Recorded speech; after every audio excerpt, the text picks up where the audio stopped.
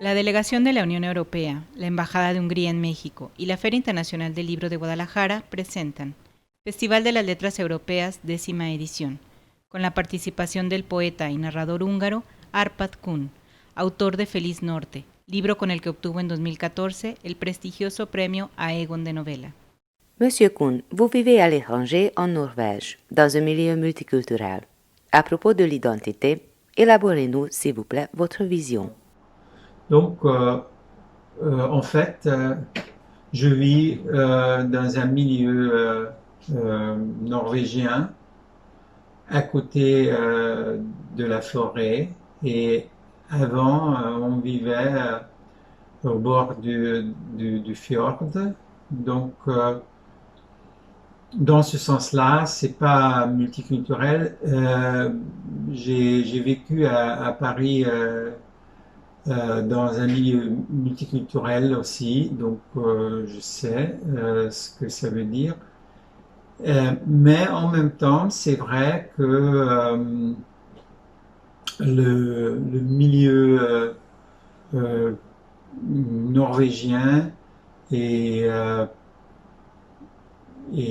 plus multiculturel, si vous voulez, que le hongrois, je ne sais pas, parce que, ok, mais je crois que la multiculturalité veut dire aussi que même dans la même culture nationale, il y a plusieurs cultures qui cohabitent et qui se côtoient. Donc, une famille bourgeoise a une culture très différente qu'une famille paysante, par exemple. Et c'est vrai que ça m'intéresse beaucoup la rencontre et la tension entre les cultures. Mais pour moi, ça c'est très personnel. Ça se voit pour moi comme auteur par les échanges de mes personnages. Donc c'est très tangible pour moi. Et je ne sais pas, identité pour moi, qu'est-ce que ça veut dire, mais peut-être je suis hongrois dans le sens que je suis passionnément attaché à la langue hongroise, qui est mon outil de travail et ok, je parle quelques langues, plus ou moins bien, plus ou moins mal, mais la seule langue que je maîtrise vraiment, c'est le hongrois. Donc, l'identité,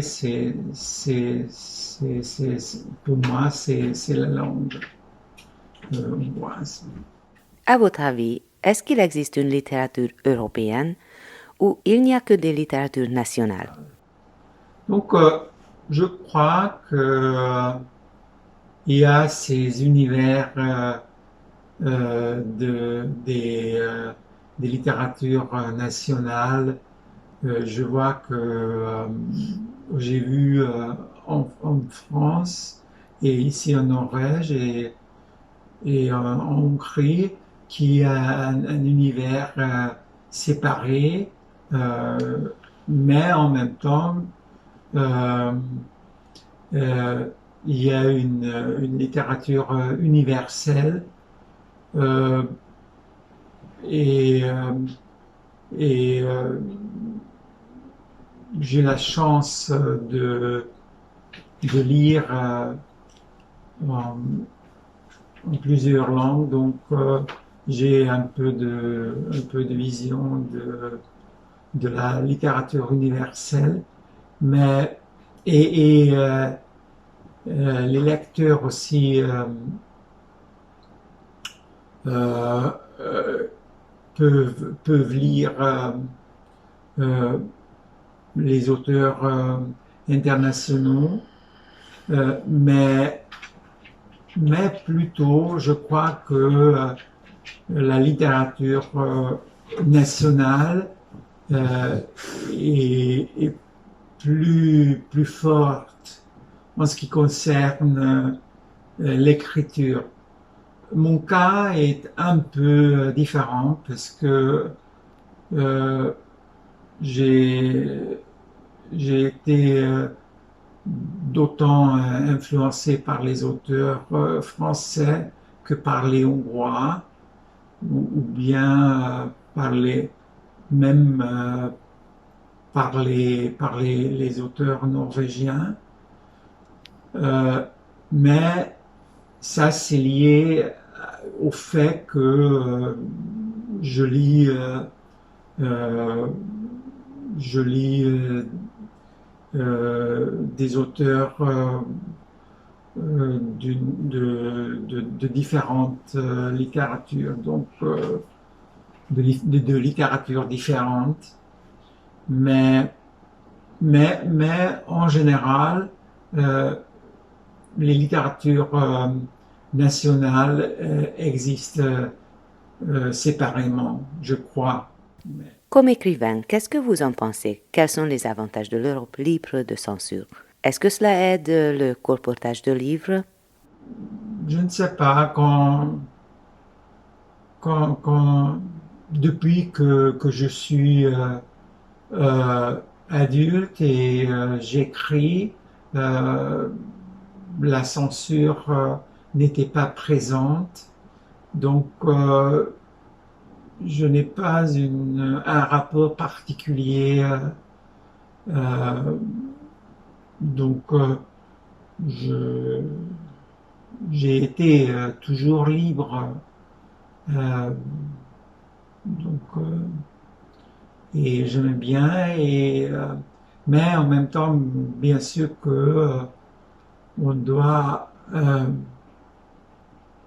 on doit, euh, euh, on doit être vraiment reconnaissant qu'on peut qu'on peut écrire librement ici en Europe. Voilà. Quels sont vos moteurs d'inspiration quand vous travaillez, quand vous écrivez? Dans dans mon roman qui a été traduit euh, en espagnol, euh, la mon moteur d'inspiration était le, que le personnage se sent étranger partout dans le monde et c'est c'est mon moteur d'inspiration aussi, c'est ça, que je me sens étranger partout et peut-être je vis à l'étranger euh, à cause de ça, que c'est plus facile de moins embarrassant de se sentir étranger, bizarre, un peu particulier dans un milieu étranger ici en Norvège. Je suis hongrois, donc c'est pas c'est pas par hasard si je me sens étranger et, et étrange en même temps. Donc, mais c'est beaucoup plus embarrassant de se sentir étranger ou étrange en Hongrie. Est-ce que vos œuvres sont influencées par les événements quotidiens, les phénomènes politiques par exemple? Êtes-vous inspiré par les phénomènes économiques, sociaux, etc.? Bah, euh, comme, comme personne privée, je suis influencé par la politique, par les économies, par l'économie bien sûr, mais comme écrivain, non, je crois pas. Et j'en ai marre quand on parle que de la politique, parce que justement les politiciens veulent euh, que ça. C'est la réalité qui nous sauve à la fiction ou bien au contraire? Moi, je ne crois pas à la réalité parce que je crois que la, la réalité n'existe que sur les documents officiaux euh, et quand tu commis un crime ou tu fais quelque chose contre la loi, ok, c'est la réalité est importante, mais dans je veux dire, les, euh, les, euh, les données et les faits, ce qui s'est passé exactement, c'est important euh, euh, judiciairement, mais dans les relations, dans la littérature, ça n'existe pas. Donc, on- chaque écrivain euh, est obligé de trouver une réalité, euh, une, euh, une fiction à, à lui-même, à elle-même. Donc, c'est un travail de l'écrivain de trouver sa propre réalité, sa propre fiction. Et moi, ma mémoire vacille tous les temps, tout le temps, et je me souviens très mal des choses qui se sont passées. Donc, donc je, je suis, euh, je suis soumis à ma mémoire parce que je veux dire, je dois, je suis obligé de faire euh, la fiction parce que je ne me souviens pas de la réalité passée. Donc euh, voilà, je ne suis pas obsédé ce qui s'était passé exactement. Voilà. Grâce à la littérature, les frontières sont déjà percées. Parlez-nous, s'il vous plaît, des dangers possibles à venir. Ah bah, je ne veux pas parler de des dangers possibles à venir parce que je ne sais pas ce qui se passera à l'avenir et je ne veux pas être voyant. Je ne suis pas voyant, donc euh,